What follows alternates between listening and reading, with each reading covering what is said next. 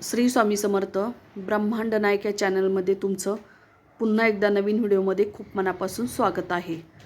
तर आजच्या व्हिडिओमध्ये मी तुम्हाला करणी कशी ओळखावी त्यासाठी आजचा व्हिडिओ असणार आहे। तर व्हिडिओ शेवटपर्यंत नक्की बघा। ह्या गोष्टी जर तुमच्या बाबतीत जर होत असतील तर नक्कीच तुम्हाला करणी झालेली आहे हे आपण ओळखू शकतो। तर आता करणी असेल, बाधा असेल किंवा इतर ज्या कोणत्या गोष्टी असेल तर त्याबाबत बऱ्याच लोकांची अंधश्रद्धा आहे किंवा काही लोकांना याबाबत म्हणजे खरेपणा वाटत नाही किंवा या गोष्टींवरती विश्वास नसतो की ह्या गोष्टी असतात म्हणून। परंतु जर अगदी विज्ञानाच्याही पुढे जर गेलं तर या गोष्टी आहे आजपर्यंत अजून जगामध्ये या गोष्टी घडत असतात आणि त्याच गोष्टींकडे बरेच लोकांचं दुर्लक्ष होत असतं। त्यामुळे बरेच आपण जो खर्च होत असतो दवाखान्यासाठी असेल किंवा इतर जो दवाखाना करूनही जर काही गोष्टी शक्यच झाल्या नाही, आजार बराच झाला नाही, तर त्या म्हणजे करणी बाधा किंवा मंत्रतंत्र ह्या असू शकतात। याबद्दलच मी त्यासाठीच तुम्हाला हा व्हिडिओ बनवलेला आहे। कारण जर खूपच त्रास होत असेल एखाद्या व्यक्तीला आणि खूप दवाखाने करून जरी फरक पडत नसेल तर नक्कीच या मार्गाकडे तुम्ही वळा, या गोष्टीकडे तुम्ही लक्ष द्या, जेणेकरून तुमच्यावरती अशा काही गोष्टी झालेल्या असेल म्हणून ह्या गोष्टी घडत असतात। तर बऱ्याच लोकांचा विश्वास असतो किंवा नसतो, परंतु काही गोष्टी ह्या खऱ्या आहेत आणि त्या मान्यही केलेल्या आहेत या गोष्टी। कारण जगामध्ये अशा खूप ठिकाणी ह्या गोष्टी घडत असतात आणि खूप लोक असे आहे की जे एखाद्या व्यक्तीचं चांगलं झालेलं असतं किंवा एखाद्या व्यक्तीचा संसार चांगला चाललेला असतो किंवा त्याची प्रगती झालेली असती तर ती प्रगती ही बघवत नसती। त्यामुळे आजही या आपल्या कलियुगामध्ये ह्या गोष्टी घडत असतात। म्हणजे तंत्र मंत्र करून, काळी जादू करून त्या व्यक्तीला त्रास देण्याचं काम आजही चालू आहे। त्यामुळे या गोष्टींकडे दुर्लक्ष न करता आपण त्या गोष्टी कशा पटकन आपल्याला समजायला पाहिजे तर त्यासाठीच आजचा व्हिडिओ मी तुम्हाला घेऊन आलेले आहे। तर करणी ही एक प्रकारची तंत्र मंत्र वापरून केलेली करणी असते आणि तिचा प्रभाव हा त्या व्यक्तीच्या शरीरावरती पडतो। कारण काय त्रास होत असतो तर बऱ्याच लोकांना यावरती विश्वास नसतो की हे म्हणजे आपण अंधश्रद्धा पाळत नाही, परंतु अशाही काही गोष्टी असतात ज्या खूप उपचार केल्यावरती किंवा दवाखाने केल्यानंतर खूप सारे आपले पैसे खर्च होत असतात पण त्याचा काहीही उपयोग होत नाही आणि शेवटी पर्याय म्हणून आपण म्हणतो की बाहेरचे बघू किंवा काही देवाचं असेल तर ते बघू, असं आपण पर्याय म्हणून शेवटी हा विचार करत असतो। परंतु जर तुमच्या बाबतीत जर ह्या गोष्टी जर घडत असेल आणि खूप दवाखाने केलेले असेल आणि यावरती तुम्हाला जर फरकच पडत नसेल, त्या व्यक्तीचा आजार शून्यही कमी झालेला नसेल तर तुम्ही नक्कीच या गोष्टींकडे लक्ष द्या आणि तुमच्या त्या व्यक्तीला अशाच प्रकारची करणी किंवा बाधा केलेली असतात ह्या गोष्टी तुम्ही लवकर तुमच्या म्हणजे तुम्हाला अंमलात आणा आणि त्यावरती उपायही करा।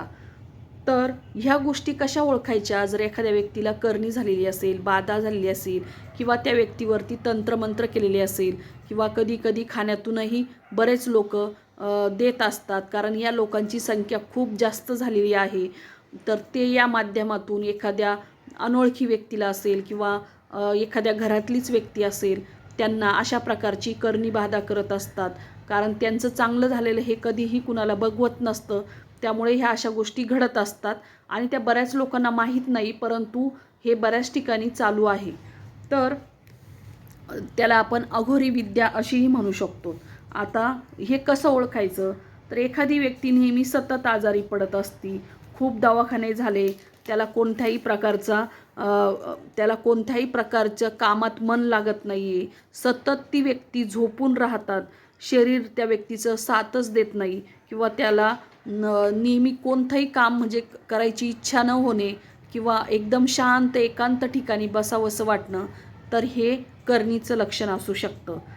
तसेच कधीकधी पोटात सतत दुखणे, एखादा डॉक्टरकडे गेल्यानंतर सोनोग्राफी असेल, एक्सरे असेल, हे केल्यावर सुद्धा त्या पोटामध्ये काहीच न निघणे तरी पण वारंवार नेहमी पोट दुखणे, काही विशेष दिवशी हे पोट दुखणे, तर हेही एक करणीबाधेचं लक्षण आहे। कारण हे काही काही व्यक्ती खाण्यातून देत असतात. जर असं जर होत असेल तुमच्या घरातल्या एखाद्या व्यक्तीला, तर नक्कीच तुम्ही त्यावरती उपाय करा आणि या गोष्टी हळूहळू कमी होण्यास मदत होत असते. त्यानंतर कधीकधी एखाद्या व्यक्तीच्या पाठीच्या भागामध्ये खूप वेदना चालू होतात, दिवसभर खूप प्रचंड त्रास होत असतो त्या व्यक्तीला. म्हणजे असं एकदम खेचल्यासारखं, ओढल्यासारखं अशा पाठीमध्ये चमका निघत असतात. तर हे पण लक्षण म्हणजेच करणीचं लक्षण आहे. कधीकधी खूप भयंकर डोकेदुखी होत असते, अगदी चक्कर येतात, गोळ्या खाऊनही त्यावरती काहीच परिणाम होत नाही.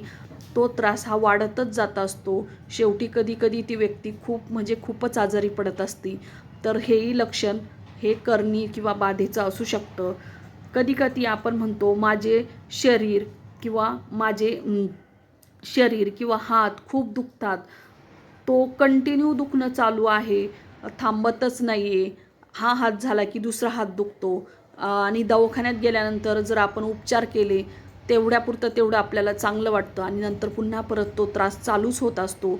वारंवार नेहमी हा त्रास तुम्हाला जर जास्त होत असेल, काही जखम नसताना, कोणत्याही प्रकारचं काही झालेलं नसताना शिरांचा आजार होत असतो तुम्हाला, तर तेही आजार हा करणी किंवा बाधेचा असू शकतो.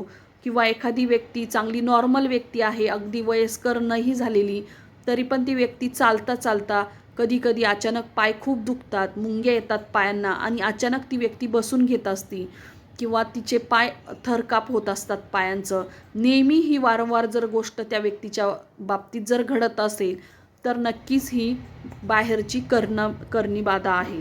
आता अचानक कधीकधी एखाद्या व्यक्तीला खूप वेदना होत असतात. शरीरामध्ये अनेक प्रकारे असे चावल्यासारखे, सुया टोचल्यासारखं असं होत असतं. शरीराचा थरकाप होत असतो किंवा त्या व्यक्तीला खूप आतून न सांगता येणाऱ्या अशा वेदना होत असतात.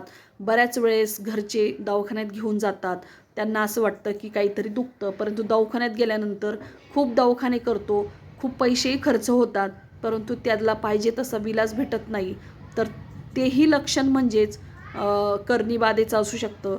एखादी व्यक्ती आहे, तिला रात्री झोप येत नाही, सतत टेन्शनमध्ये असती आणि झोपल्यानंतर रात्री कदाचित झोप लागलीच तर अचानक रात्री ती घाबरून उठत असते किंवा कधीकधी तिच्या छातीमध्ये धडधड होत असतं. तर हेही लक्षण म्हणजेच करणी किंवा बाधेचं असू शकतं. कारण तुम्ही खूप सारे दवाखाने करून ह्या गोष्टी जर बऱ्या होत नसेल किंवा रिपोर्ट तुमचे नॉर्मल येत असेल, तर यावरती नक्कीच तुम्हाला करणी बाधा झालेली आहे. तर अशा वेळेस तुम्हाला त्याच्यावरती उपायही आहे. आता कधीकधी खूप चांगला असलेला माणूस एकदम सज्जन असतो किंवा एकदम कधीही त्याने व्यसनाला शिवलेला नसतो, तर तो व्यक्ती अचानक ते व्यसनी होत असतो. त्याला अचानक वाईट संगत लागती किंवा अचानक दारू पिणं, बाकीचे जे संगत असतात तर ती करायला लागतात. तर हेही एक प्रकारचं करणीचंच लक्षण आहे. कारण ह्याही सगळ्याही गोष्टी ह्या त्यासाठीच असतात आणि यावरती रामबाण तुम्हाला असं वाटत असेल का हे कायमस्वरूपी असणार का? तर नाही. याचा जर तुम्ही तुमच्या दररोज मनामध्ये श्री गुरुदेव दत्त किंवा ओम चैतन्य गोरक्षनाथाय नमः जर असा मंत्र दररोज जर तुम्ही म्हटला, तर नक्कीच यावरती तुम्हाला हळूहळू ती जी बाधा असेल, जी करणी असेल, ती हळूहळू कमी व्हायला सुरुवात होत असते. कोणतीही गोष्ट आधी त्रास देते आणि नंतर हळूहळू ती कमी होत असते. त्यामुळे दररोज तुम्ही हा मंत्र दररोज सकाळ, दुपार, संध्याकाळ कंटिन्यू जिथे असेल तिथे जर तुम्हाला असं लक्षण जाणवत असेल, तर नक्कीच म्हणा. श्री स्वामी समर्थ.